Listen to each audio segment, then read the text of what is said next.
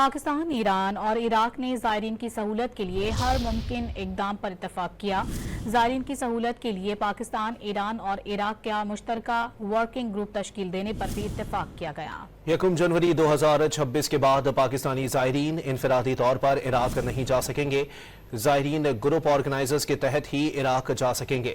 Iran के दारुल हुकूमत Tehran में पाकिस्तान, ईरान और इराक के वज़राए दाखिला की सह मुल्की कॉन्फ्रेंस से खिताब में वफाकी वज़ीर दाखिला मोहसिन नकवी ने कहा कि इराक और ईरान जाने वाले ज़ायरीन हमारे लिए बहुत अहम हैं।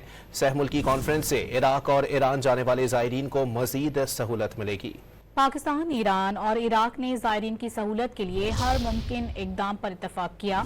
ज़ायरीन की सहूलत के लिए पाकिस्तान, ईरान और इराक का मुश्तरका वर्किंग ग्रुप तश्कील देने पर भी इत्तफ़ाक़ किया गया। 1 जनवरी 2026 के बाद पाकिस्तानी ज़ायरीन इनफरादी तौर पर इराक नहीं जा सकेंगे। ज़ायरीन ग्रुप ऑर्गेनाइजर्स के तहत ही इराक जा सकेंगे।